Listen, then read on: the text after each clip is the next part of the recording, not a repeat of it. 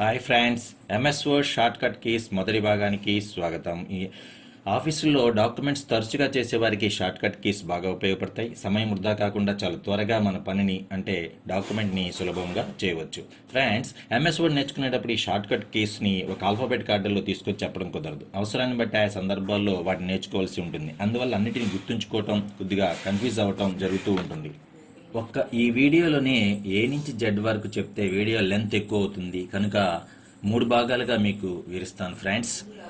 ఈ వీడియోలో control key ఉపయోగించి ఏ నుంచి జే వరకు ఈ వీడియోని ఎక్స్ప్లెయిన్ చేస్తాను. ఈ టేబుల్ మీరు కూడా నోట్ చేసుకోండి ఫ్రెండ్స్, ప్రాక్టీస్కి బాగా ఉపయోగపడుతుంది. Control A select all the text in the document. Control B bold text. Control C copy text. Control D open font formatting window. Control E center text. Control F find phrase. Control G go to a specific page. Control H replace text with another text. Control I italic text. Control J justify text. Okay, మొదటిగా మనం control A select all the text in the document అనే దాని గురించి చూద్దాము. మొదటిగా ఒక document తీసుకున్నప్పుడు మనం టైప్ చేసుకోవాలి. ఏదైనా పారాగ్రాఫ్ కానీ ఒక సెంటెన్స్ కానీ మనం ఫస్ట్ టైప్ చేద్దాం. నేను ఒక సెంటెన్స్ టైప్ చేస్తున్నాను. ఈ కంట్రోల్ ఏ అనేది డాక్యుమెంట్లో ఉన్న టెక్స్ట్ మొత్తం ఒక్కసారిగా సెలెక్ట్ అవుతుంది.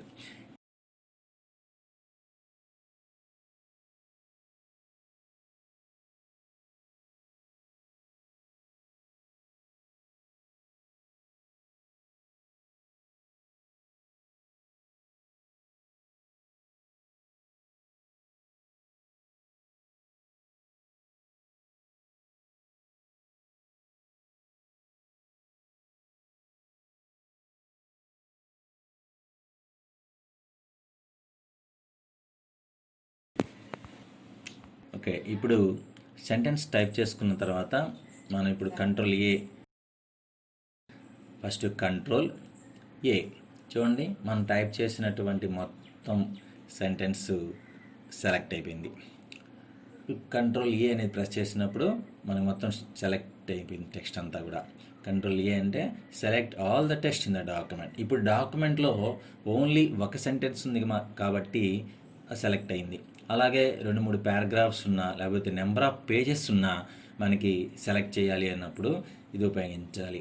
ఇప్పుడు మనం టైప్ చేయడం కష్టం కాబట్టి ఇక్కడ ఎంఎస్ వర్డ్ మనకు మంచి ఫెసిలిటీ ఇచ్చింది. ర్యాండ్ అనే ఫంక్షన్ కానీ మనం ఉపయోగించినట్లయితే ఆటోమేటిక్గా టైప్ అవుతున్నాయి. 2-3 పారాగ్రాఫ్స్ డిఫాల్ట్గా మనకు 4 పారాగ్రాఫ్స్ ఇస్తాయి.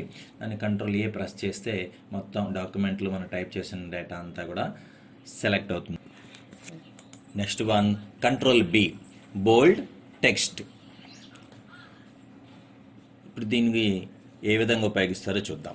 మన డాక్యుమెంట్లో ఏదైనా ఒక వర్డ్ హైలైట్ కావాలి, బాగా తిక్కగా మనకు కనిపించాలి అనుకున్నప్పుడు ఈ కంట్రోల్ బి అనే దాన్ని వాడతాం. మనకు కావలసిన ఇప్పుడు సపోజ్ మన ఈ డాక్యుమెంట్లో డాక్యుమెంట్ అనేటటువంటి ఒక వర్డ్ తిక్కగా మనకు కనిపించాలంటే కంట్రోల్ బి ప్రెస్ చేయండి. చూడండి మనకి ఎలా తిక్కుగా కనిపిస్తుందో. అలాగే ఒక వర్డే కాకుండా ఒక సెంటెన్స్ కానీ ఒక పారాగ్రాఫ్ కానీ ఏ విధంగా దాన్ని మనం సెలెక్ట్ చేయడానికి ఈ కంట్రోల్ బి ఉపయోగించవచ్చు. అంటే మన హోమ్ ట్యాబ్లో బి కొట్టిన మనకి డాక్యుమెంటు వర్డ్ని మనం బోల్డ్ చేసుకోవచ్చు. అలాగే ఇప్పుడు ఒక సెంటెన్సెస్ని చూద్దాం. అంటే ఒక సెంటెన్సెస్ని మనం ఫస్ట్ సెలెక్షన్ చేసుకొని తర్వాత కంట్రోల్ బి అనే దాన్ని ప్రెస్ చేయాలి. ఇప్పుడు చూద్దాం. ఇక్కడ నేను insert tables, headers, footers, lists, cover pages and other document అనే దాన్ని సెలెక్షన్ చేశాను. ఈ మొత్తం ఒకసారిగా మనం సెలెక్ట్ చేసిన తర్వాత కంట్రోల్ బి ప్రెస్ చేస్తే బోల్డ్గా మనకి అవన్నీ కనపడుతున్నాయి అన్నమాట. కాబట్టి ఒక పారాగ్రాఫ్ కానీ ఒక వర్డ్ కానీ మనం హైలైట్ చేసుకోవాలి, బాగా కనపడాలి అంటే కొటేషన్స్ ఇలాంటి ఏదైనా ఉన్నప్పుడు మనం ఇది ఉపయోగించుకోవచ్చు అనమాట. ఇప్పుడు next command control C. Control C అంటే కాపీ ద టెక్స్ట్. మన డాక్యుమెంట్లో మనం ఏదైనా ఒక టెక్స్ట్ని కాపీ చేయాలనుకున్నప్పుడు ఆ స్పెసిఫైడ్ టెక్స్ట్ ముందుగా మనం సెలెక్షన్ చేసుకోవాలి. మౌస్తో మనం జస్ట్ ఇక్కడ ఒక సెంటెన్స్ని నేను సెలెక్ట్ చేశాను. దీన్ని మనం కాపీ చేయాలన్నప్పుడు కంట్రోల్-C అనేటటువంటి దాన్ని మనం ప్రెస్ చేసినట్లయితే అది అది ఆ డేటా అంతా కూడా క్లిప్ బోర్డ్లోకి కాపీ అవుతుంది.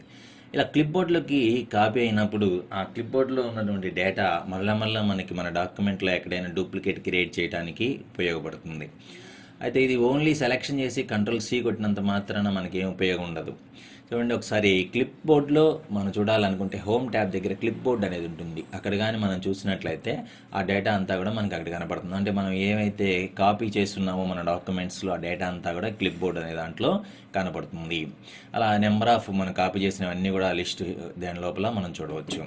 ఓకే, ఇప్పుడు పేస్ట్ చేయాలి అంటే మనం ఎక్కడైనా సరే డూప్లికేట్ వాడాలంటే కంట్రోల్-V అనే దాన్ని వాడితే అది పేస్ట్ అవుతుంది. చూడండి, కంట్రోల్-V. ఈ కంట్రోల్-Vని మనం ఎన్నిసార్లు కొట్టినా సరే ఆ క్లిప్ బోర్డ్లో నుంచి డేటా మన డాక్యుమెంట్లోకి ఇస్తూ ఉంటుంది. Copy text with control V. So control C అనే కమాండ్ కాంబినేషన్ కంట్రోల్-V అనేటటువంటి కీ కాంబినేషన్తో మనకు వర్క్ చేస్తుంది. అంటే కాపీ చేసిన తర్వాత ఆ టెక్స్ట్ని మళ్ళీ మన డాక్యుమెంట్లో పేస్ట్ చేసుకోవడానికి కంట్రోల్-V అనేటటువంటి కమాండ్ని వాడినప్పుడే కంట్రోల్-C కాపీ చేయబడిన టెక్స్ట్ యొక్క ఉపయోగం మనకు తెలుస్తుంది. Control V paste text anywhere in document. Control D open font formatting window. మన టెక్స్ట్లో ఫాంట్స్ యొక్క స్టైల్ కానీ సైజుని కానీ మార్చుకోవాలనుకుంటే మనం కంట్రోల్-D అనేదని ఇస్తే ఫాంట్ ఫార్మాటింగ్ విండో అనేది ఓపెన్ అవుతుంది.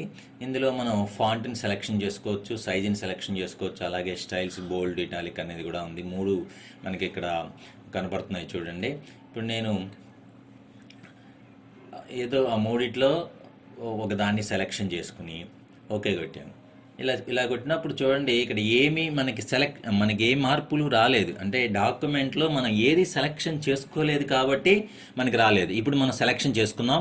సెలెక్షన్ చేసి కంట్రోల్-D మనం ప్రెస్ చేసిన తర్వాత ఆ విండో వస్తుంది. ఆ విండోలో మనం కావాల్సిన ఫాంట్ని సెలెక్షన్ చేసుకొని దాని సైజుని కూడా ఇక్కడ సెలెక్షన్ చేశాను.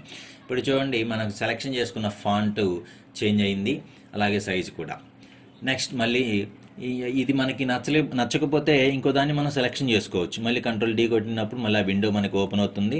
అలాగే దాంట్లో మనకు కావాల్సిన ఫాంట్ని సెలెక్షన్ చేసుకొని మన సైజుని కూడా సెలెక్షన్ చేసుకోవచ్చు.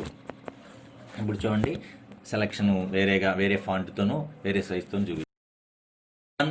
కంట్రోల్-E centre text.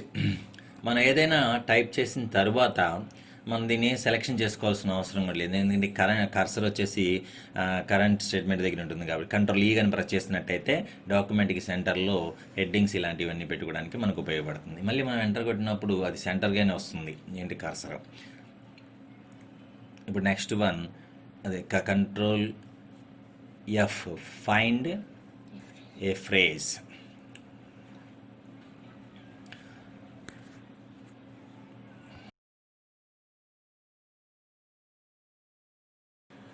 Next command కంట్రోల్-F find a phrase. అంటే మన డాక్యుమెంట్లో ఏదైనా ఒక వర్డ్ని సెర్చ్ చేయవలసి వచ్చినప్పుడు ఈ కమాండ్ని వాడతాం. ఆ కంట్రోల్-F అనేది ఇచ్చినప్పుడు మనకు డైలాగ్ బాక్స్ వస్తుంది. ఆ డైలాగ్ బాక్స్ దగ్గర మనకు కావాల్సిన వర్డ్ మనం టైప్ చేసి ఫైండ్ నెక్స్ట్ అనే బటన్ని మనం ప్రెస్ చేసినట్లయితే మన డాక్యుమెంట్లో ఆ పదం ఎక్కడెక్కడ ఉన్నదో మనకి చూపిస్తుంది. ఫస్ట్ టైం హైలైట్ అయింది. ఇక నెక్స్ట్ టైం మళ్ళీ ఫైండ్ నెక్స్ట్ అనేది మనం ప్రెస్ చేస్తే నెక్స్ట్ వర్డ్ ఎక్కడుందో ఆ డాక్యుమెంట్లో అది హైలైట్ అవుతూ వస్తుంది. అలా నెక్స్ట్ అని కొడితే ఎండ్ ఆఫ్ ద డాక్యుమెంట్ వరకు మనకి ఈ మనం ఫైండ్ చేయవలసినటువంటి వర్డ్ మనకి చూపిస్తుంది అన్నమాట.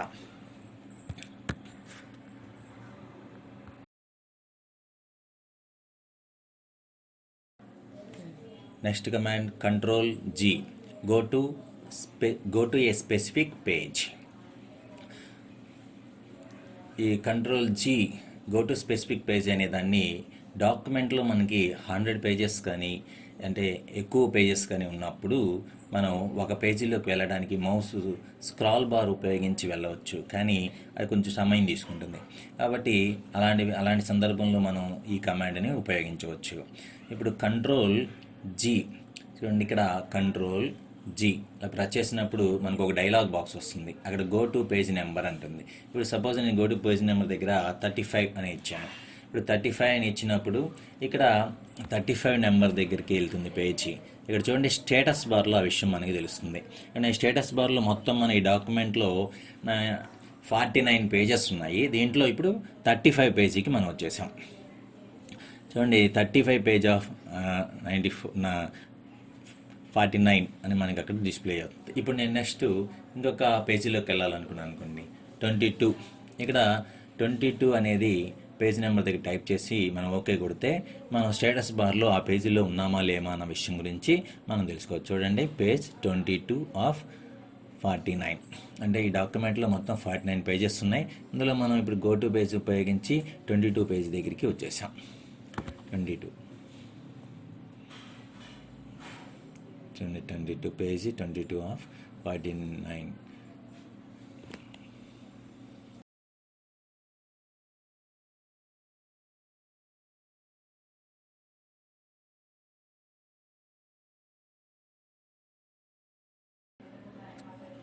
The next command Control H, replace text with another text.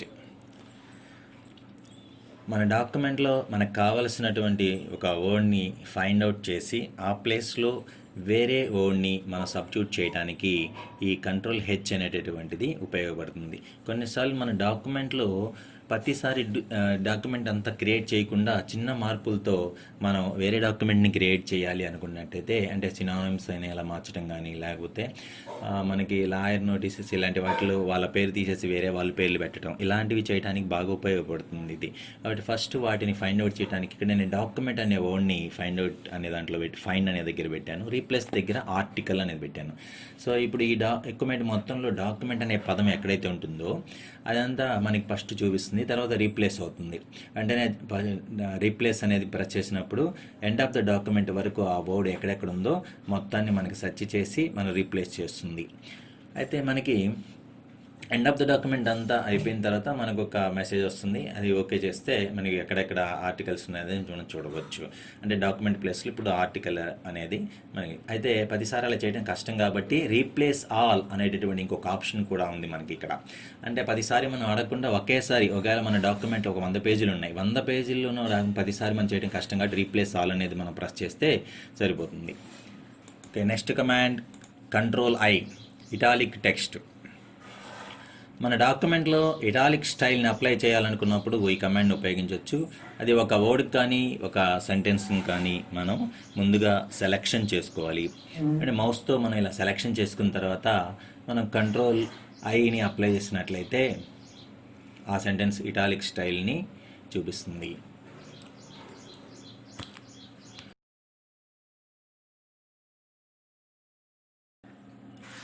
Next command control J, justify text. డాక్యుమెంట్లో మనం ఏదైనా టైప్ చేసినప్పుడు ఎక్కువగా మనకి రైట్ సైడ్ అలైన్మెంట్ అనేది చూడండి, రైట్ సైడ్ ఎలా ఉంది, మనకి ఒక ఆర్డర్లో లేదు, లెఫ్ట్ సైడ్ ఉన్నంత ఆర్డర్లో లేదు. ఇలాంటి సందర్భంలో కొన్నిసార్లు లెఫ్ట్ సైడ్ కూడా మనకి అలైన్మెంట్ అయ్యకుండా ఉన్నాయి. ఇప్పుడు డిఫాల్ట్గా చేసినప్పుడు లెఫ్ట్ సైడ్ అలైన్మెంట్ అవుతుంది. ఇప్పుడు మనం కంట్రోల్ జే కొట్టినప్పుడు మనకి రెండు వైపులా అంటే left side right side alignment అనేది అవుతుంది. అయితే లెఫ్ట్ సైడ్ మన డిఫాల్ట్గా వచ్చేస్తుంది. కొన్నిసార్లు ఇండెంట్స్ అలాంటివి తీసుకున్నప్పుడు లెఫ్ట్ సైడ్ అలైన్మెంట్ అయ్యి ఉండదు. అప్పుడు లెఫ్ట్ సైడ్ రైట్ సైడ్ రెండింటి వైపు మనకి ఈ కంట్రోల్ జే ఉపయోగిస్తే అలైన్మెంట్ అవుతుంది అనమాట.